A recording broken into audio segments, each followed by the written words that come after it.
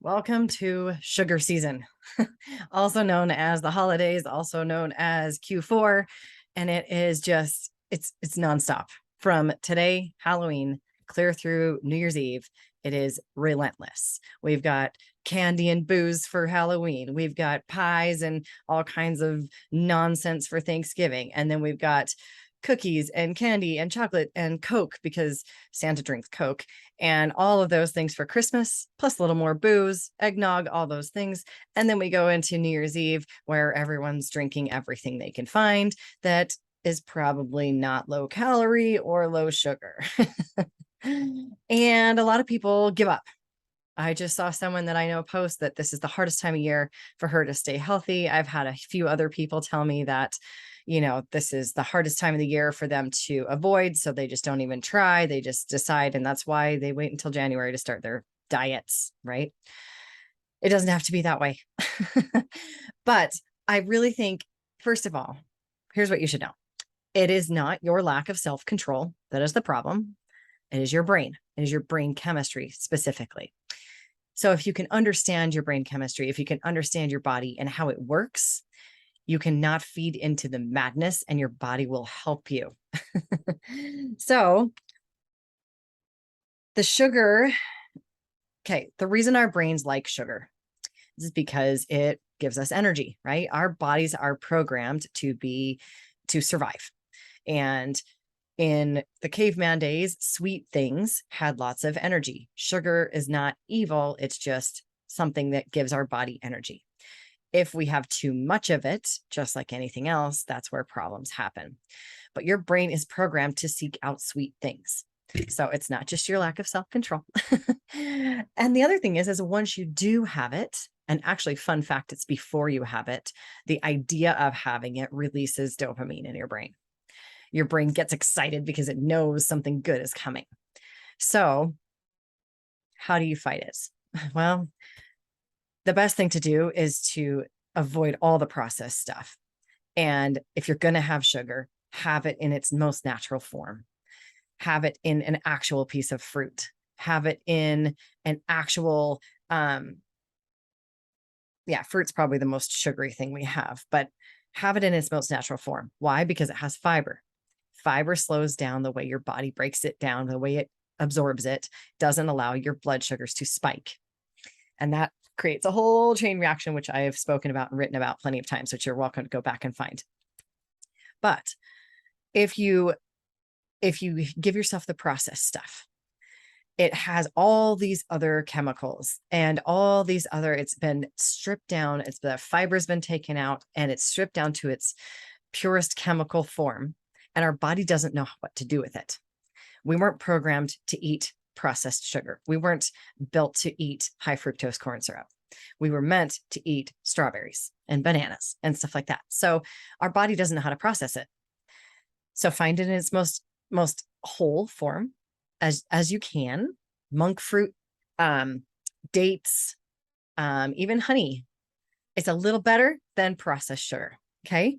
And then the other thing is that once you understand why it's not great for your body, why having excess sugar is bad for you, it makes you not want it as much. So let me tell you what happens. When you eat too much of anything, you store fat, right? Sugar specifically, and specifically fructose causes belly fat.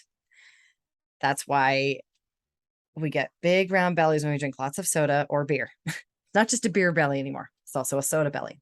That fructose causes you to store visceral fat, which is belly fat.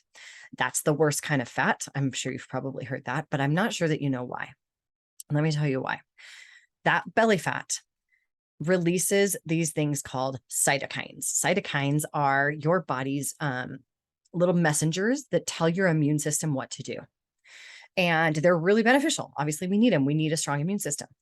But sometimes if we get too many of them, it can cause what's called a cytokine storm, which is a really, really scary, deadly deal. So when you have too much body fat and you have too much sugar, both of those things cause your body to release too many of those inflammatory cytokines, and it causes your inflammation to go off the charts, heart disease, diabetes, all those fun things come along with it. So not only is your sugar making you fat, it's also killing you. So stop eating it. And I know that's easier said than done, especially this time of year. So I'm going to give you some hacks, some things that you can do to try to navigate these next few months and all the parties and the activities and stuff without absolutely destroying your body and potentially killing yourself with that inflammatory response. So a few things you can do. First of all, practice self-control, meaning tell yourself that you don't need it. I know that sounds really simple, but how many times do you say it out loud or in your head? Oh, I can't resist this or that. I can't resist Oreos. If they're around, I'll eat them. You're reprogramming yourself every time you do that. You're reinforcing that thought. So start telling yourself the opposite. I can avoid those things. I don't need to eat everything in my sight. I can avoid temptation, something like that. Okay. And teach your kids that. They don't have to say it, but when they go trick-or-treating and they bring home their candy, don't take it away and hide it because they can't control themselves. I've been preaching this all week to all my gym classes and everything else. If you tell your kids, I'm going to hide your candy because you have no self-control, guess what they are going to believe? I have no self-control. And then we grow up and we're adults, and guess what we say? I have no self-control. I can't resist candy. And that was planted clear back when you're a kid, when someone said, I'm going to hide this from you because you can't resist it. Instead, let it be in the pantry and have a conversation with your kids. Here's what candy does. Here's why we don't want too much of it. Here's why it's okay to have a piece or here and there, 1 a day, 2 a day, whatever, and allow your kids to learn that. Give them some power. Give them some, authority over their own bodies. So that's the first thing. The second one is choose other ways to celebrate. Create some new traditions or resurrect some old ones, like trick-or-treating. Okay, let me get on my soapbox for a minute. This whole trunk or treat stuff is ridiculous. Trick-or-treating is fun. You run around. Hello, exercise. You ring doorbells. You giggle. You laugh. High dopamine. It makes me happy. I don't even need to have the candy to be happy because I'm having so much fun running around in the dark ringing doorbells. And before you tell me, oh, it's just so much safer. If you are not comfortable with your kids walking around your neighborhood, go somewhere safe. If you allow your kids to run around outside and play during the day and ride their bikes with their friends, they are going to be perfectly safe in that same exact place with you. So put your shoes on, get off your butt, and we'll go trick or treat with your kids. Okay, there's my soapbox moment. It makes me crazy. The trunk or treat is lazy. It's just straight lazy. It's because parents don't want to walk around. They don't want to put any effort out, and we can go park in a parking lot. I had one parent tell me once that it was so great because she could get 10 pounds of candy in 5 minutes and be done. Well, you can do that at Walmart. So don't be lazy. Okay. Whew, soapbox done. Other things. Every Thanksgiving, I do this big veggie turkey display, this big crudité platter that's veggies that looks like a turkey. Like, it's super fun. Come up with veggie pumpkin decorations.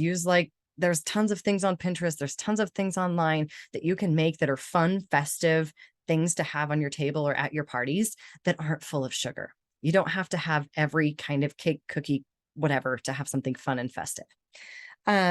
And then give your friends, give your family experiences or unique gifts instead of sugar. I know we always bake. I do it too. I bake, but I tried to not one year, and my husband's coworkers were very unhappy that I didn't send cookies. So I bake every year, but it gets really hard when every single neighbor is giving you a plate of cookies and you go to the office and there's like stuff everywhere, right? So be the person that gives something different. Be the person that shows their love a different way. You don't have to show love through sugar. And then lastly, maintain your routine. Don't allow your gym time, your meal prep time, your grocery shopping, your meditation, don't let that go to the wayside just because it's the holiday season. Okay. You come first. You come first today. You come first tomorrow. You come first on Christmas Day and on New Year's Day and all of those other days. So keep your routine, keep going to the gym, keep buying healthy food, keep cooking your meals. And when you go to those parties, you won't feel so inclined to indulge. I've written several blogs and videos about how to navigate the holidays healthfully. I also have a cookbook for healthful holiday meals.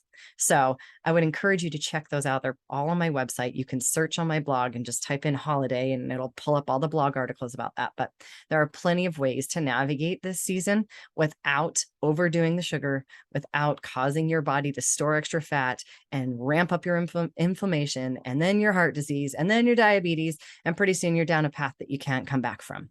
So all those Snickers and Reese's are just not worth it. So, and if you do need some chocolates, the JoJo's chocolate that I have on my website are not full of sugar. They're full of protein and they're dark chocolate, which is the best kind of chocolate. So you can get your fix without damaging your body and without storing all that fat. So enjoy your next crazy 3 months of sugar madness. And I hope that you'll navigate it in a more healthful way. See ya.